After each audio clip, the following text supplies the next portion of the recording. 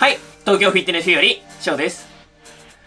本日は新しくウェアラブル端末を買ってきたので、こちらを紹介していきたいと思います。今回紹介するウェアラブル端末なんですけど、こちらです。じゃじゃーん。4月14日発売のフィットビットのチャージ4というやつ、こちらを紹介していきたいと思います。今これ私がつけているのが同じフィットビット社のチャージ2というやつなんですけど、3はちょっと私持っていないんですけど、今回一番新しい4が出たので、こちらをちょっと見ていきたいと思います。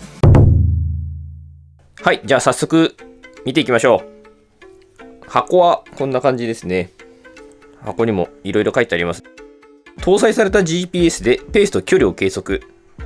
そう、これ私がこれを購入した一番の大きな理由は GPS が搭載されているっていう点なんですよ。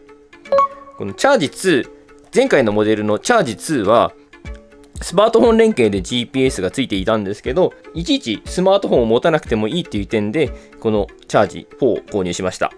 他にもいろいろ書いてありますね。24時間継続的に心拍数を計測、最大7日間のバッテリーライフ、睡眠を記録して睡眠スコアを表示、フィットビットペイで安全にお支払い。これもチャージ2にはなかったですね。フィットビットペイっていうの。あと耐水仕様。耐水仕様。そう、フィットビットチャージ2は生活防水がついてたんですけど、耐水ではなくて、ホノルルの海で泳いでたらちょっと壊れてしまったという、これも耐水仕様が性能がアップしてるのかもしれないですね。それとスマートフォン通知機能。目標に基づいた20種類以上のエクササイズ、歩数、距離、消費カロリー、上がった回数を測定。この辺はフィットビットチャージ2と同じですね。ではちょっと開封していきましょう。こうかな。これ剥がしやすい。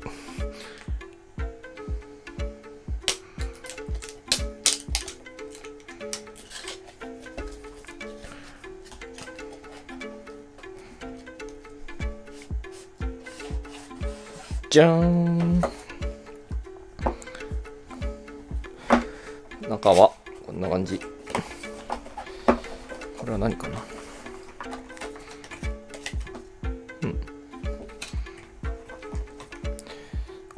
そう。これが本体で、これ多分替えのストラップ。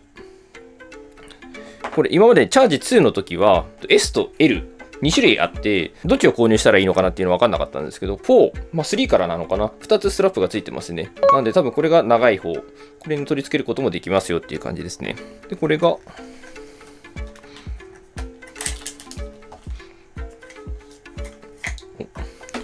充電ケーブルですね。充電はここにパチッとはめて充電するタイプです。ちょっとチャージ2とは形状が変わってますね。それから、この説明書。フィットビットの製品はこれ説明書を読まなくてもアプリをダウンロードしてそれのチュートリアルに従っていけば使えるので、私はこの説明書読んだことないですね。そういえば。中身はこれだけだ。シンプル。本体はこんな感じ。ちょっと剥がしちゃいましょうか。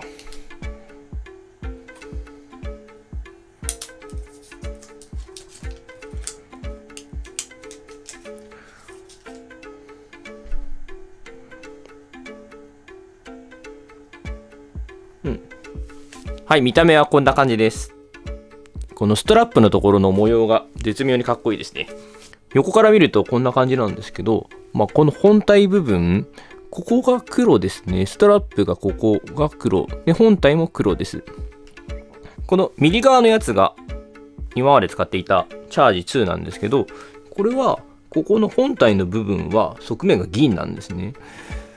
なんでちょっと気になるのは、こっちの時はストラップを別で買ってきて取り付けても違和感がなかったんですよ。ここは銀なので、これが例えば赤とか他の色のストラップでも馴染んだんですけど、こっちだとちょっとここも黒なので、これどうなのかな。他の色のストラップをつけた時にどうかなっていうのはちょっとあるんですけど、はい、取り付けてみました。今 S サイズのストラップがついてるんですけど、全然問題ないですね。男性でも S でいいと思います。このフィットビットのやつ L は結構本当に大きいんですよね。右側がチャージ2、左側がチャージ4です。本体が小さいので付け心地はかなりいいですね。この今私左手にしているこれはガーミンのウェアラブル端末なんですけど、これはねかなり本体が大きいんでちょっと手当たったりとか気になるんですけど、このフィットビットのチャージ4は全く気にならないです。充電するときはこれ本体をこうクリップで挟んで、そしてこの USB で充電するという形ですね。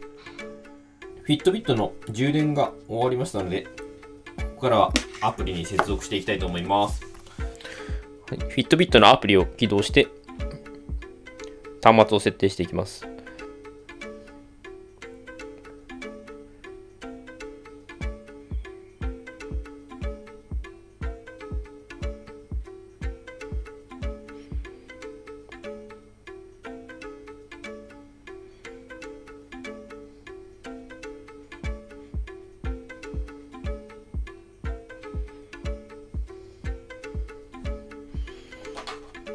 フィットビットの方を充電しながら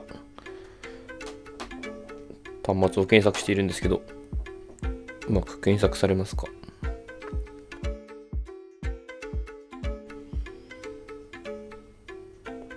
お、見つかりました。接続中となっています。これでデバイスのディスプレイに数字が表示されてますので、これを入力していきます。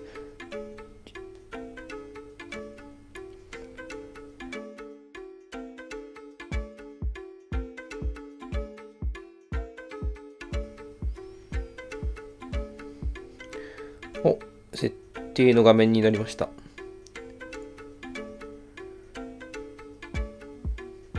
これが今、チャージ4で使用できる機能ですね。この画面でチェックすることができます。日々の歩数の計算、距離、回数、これ階段を登った数もわかります。そして、1日の消費カロリー、あと心拍数も測れます。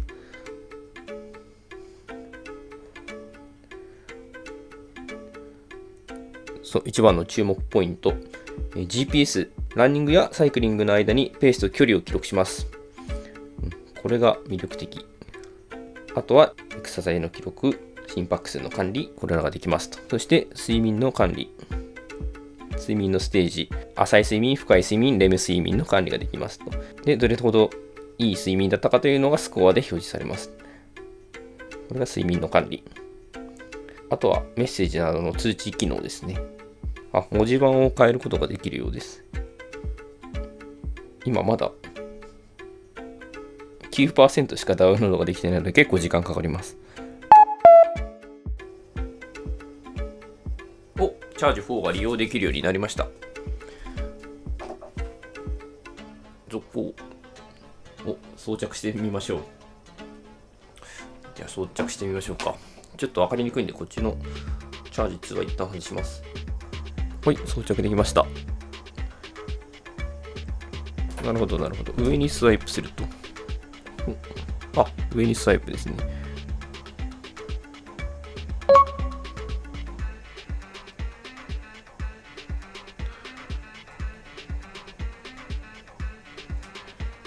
上にスワイプした状態からサイドのボタンを押すと元の画面に戻ります。結構しっかり押さないと反応しないですね。この下にスワイプ。下にスワイプするとメッセージが見られるんですね。なるほど。今通知はありませんでした。左にスワイプ。方法によってできることは違うんですね、これ。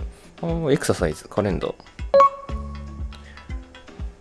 なるほど。これチャージ2の時は、これをポントンとどこでもいいんで振動を与えてあげると画面の切り替えができたんですけど、チャージ4は右へ上へ下へスライドする方向が様々ですね。あとはお手入れのヒントと、これでもう準備完了です。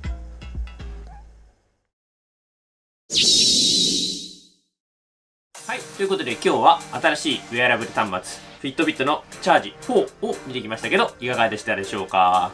今回はちょっと開封のところと設定のところの動画になってしまったんですけど、今日から何日間かこれをつけてみて、実際にあと走ってみたりして、特に GPS がどれぐらいの精度なのかっていうのを、こっちのね、ランニングに特化したガーミンの時計があるので、この辺りのデータとちょっと比べながら、実際の性能のところを見ていきたいと思いますので、次の動画もぜひチェックしてください。チャンネル登録していただけると、次の動画がアップロードされた時にすぐに確認できるようになっていますので、ぜひよろしくお願いします。ということで、今日はこの辺で終わりたいと思います。また次の動画でお会いしましょう。またねー。